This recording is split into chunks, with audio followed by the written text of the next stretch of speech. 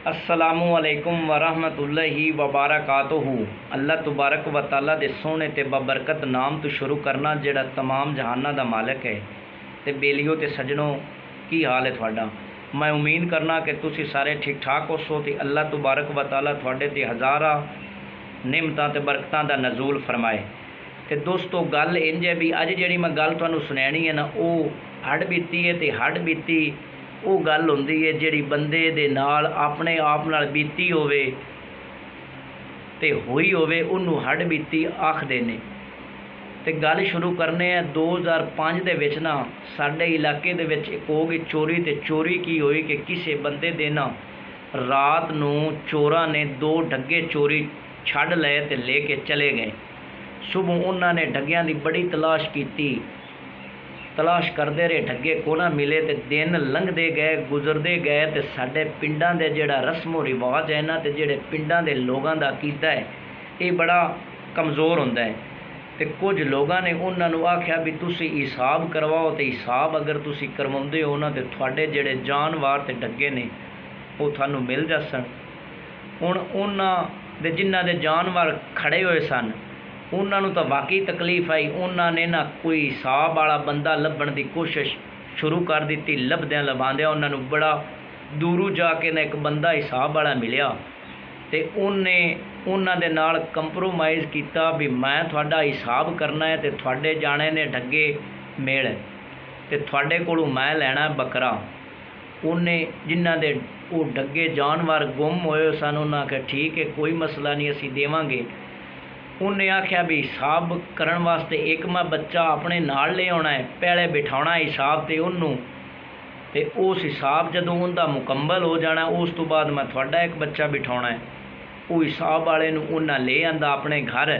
ते जदों घर ले आंदा ना, ते मैं एक अपने उस्तादे मोहतरम नाल काम करदा आवां, डॉक्टरी दा वल सिखदा आवां। मैं उत्थे होवां हस्पताल दे विच, ते उन्हां नूं पता भी है जिहड़ा लड़का है ना, इहदे कोल बंदे आउंदे जांदे रहंदे ने, मरीज़ भी आउंदे जांदे रहंदे ने, होर भी मैं वैसे लोगों नूं जानदा। ते उन्हां आख्या भी इस ना लड़के नूं ले आवीए, ते ये जिहड़े चोर है ना उन्हां नूं इस पहचान लेना।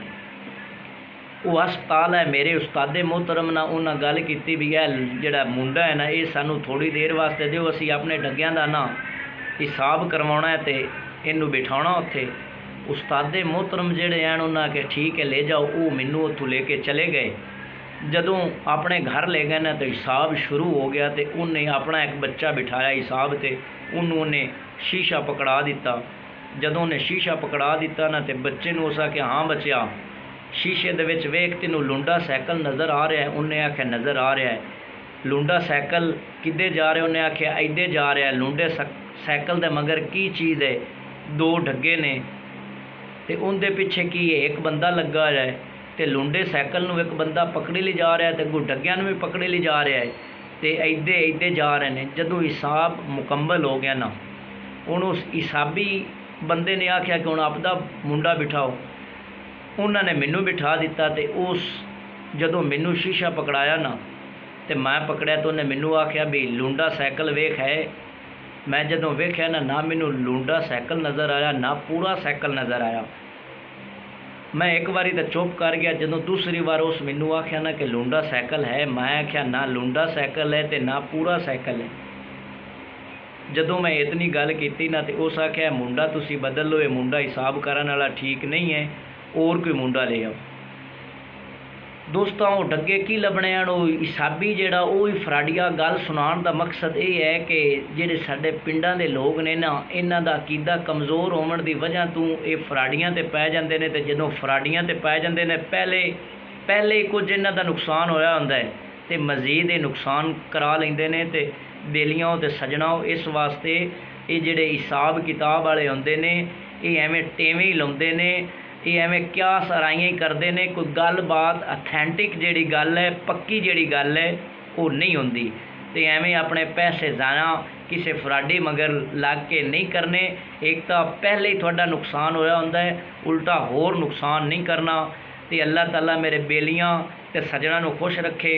अल्लाह निगहबान।